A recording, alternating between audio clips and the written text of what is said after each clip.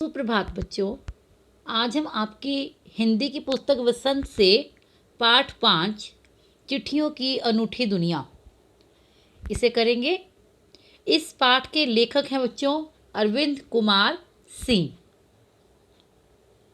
इस पाठ में हमें चिट्ठियों की अनूठी दुनिया से परिचित करवाया गया है।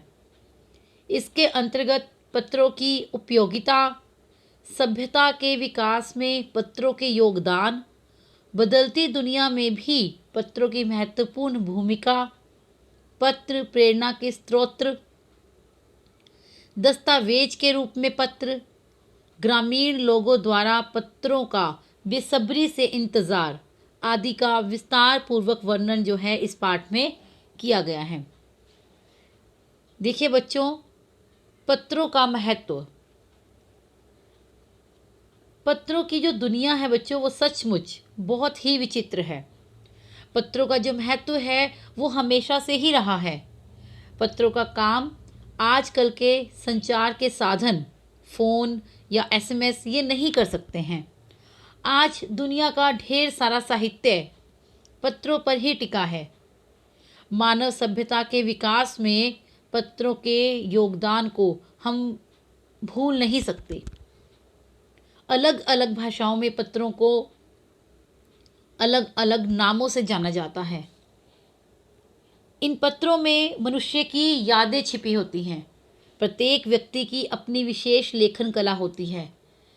भारत में प्रतिदिन 4 करोड़ डाक में डाली जाने वाली चिट्ठियों के द्वारा इनकी अहमियत के बारे में जाना जा सकता है। अगर आप अपनी कोई भी लेखन कला, आपकी जो आप कुछ भी लिखते हैं, कोई भी पत्र है, उनमें आपकी बहुत सी यादें छिपी होती हैं। आप उन पत्रों को बार बार खोल कर पढ़ते हैं। क्यों पढ़ते हैं? क्योंकि आपको जब आप उसे पढ़ते हैं तो आपको वो चीज़ें एकदम याद आने लग जाती हैं। तो उसमें हमारी जो मनुष्य की यादें छिपी होती हैं। प्राचीन काल में पत्रों को लाने ले जाने का काम हरकारे या तेज घोड़े किया करते थे। पहिए के आविष्कार के बाद इसमें बदलाव आया, इसकी दुनिया में बदलाव आया। रेल और तार के द्वारा पत्रों की दुनिया में व्यापक परिवर्तन हुआ। टेलीफोन, वायरलेस और इससे भी आगे बढ़कर रडार इस परिवर्तन में हाथ बटाता जा रहा है। पत्र संस्कृति विकसित करने के उपाय। पिछली शताब्दी में पत्र लेखन ने कला का रूप ले लिया है। लोगों में पत्र संस्कृति विकसित करने के लिए स्कूली पाठ्यक्रमों में पत्र लेखन का विषय शामिल किया गया। भारत के साथ ही विश्व डाक संघ की ओर से 16 वर्ष से कम आयु वर्ग के बच्चों के लिए पत्र लेखन का कार्यक्रम सन 1972 से शुरू किया गया। यद्यपि यह सही है कि संचार के बढ़ते साधनों के कारण पत्रों की जो आवाजाही है वो प्रभावित हुई है, परंतु व्यापारिक पत्रों की संख्या में वृद्धि हुई है। एक समय लोग पत्रों का महीनों इंतज़ार करते थे, पर आज परिवहन के साधनों के विकास ने ये दूरी बहुत कम कर दी है। आज पत्र के अलावा संचार के अन्य साधनों का भी प्रयोग किया जाने लगा है। पत्रों के अनेक रूप होते हैं। अनेक लोग ऐसे होते हैं जो अपने पूर्वजों की चिट्ठियों को सहेज कर विरासत के रूप में रख लेते हैं। उन्हें बार बार खोल कर देखते हैं, उन्हें फिर उनकी याद आती है, उनमें उनकी यादें छिपी होती हैं। बड़े बड़े विद्वान, लेखक, पत्रकार, कवि, प्रशासक आदि व्यक्तियों के पत्रों को अनुसंधान का विषय बनाया जाता है। नेहरू जी ने अपनी पुत्री इंदिरा गांधी को जो पत्र लिखे थे वे आज करोड़ों लोगों के लिए प्रेरणा स्रोत बने हुए हैं।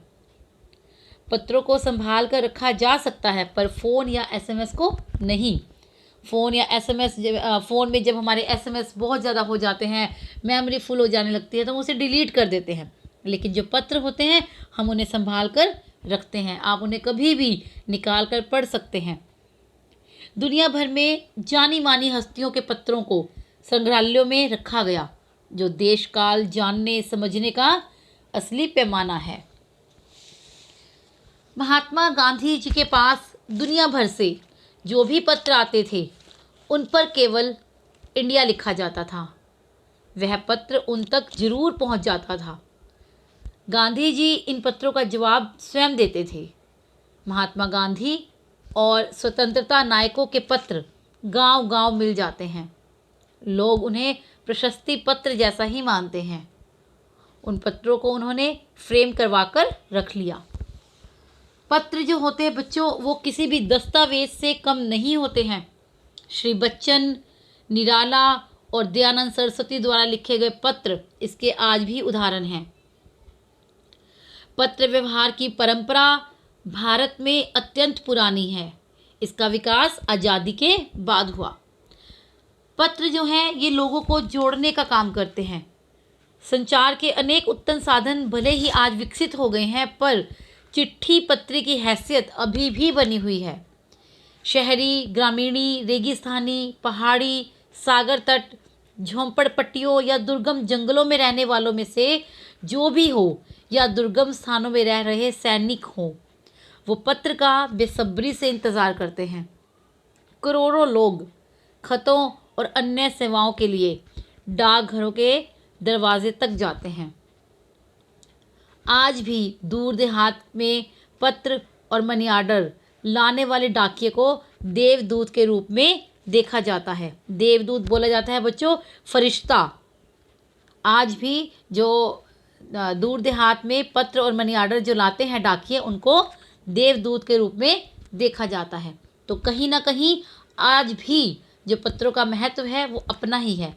हम इसको भूल नहीं सकते। हम ये नहीं कह सकते कि पत्रों की कोई पहचान नहीं है।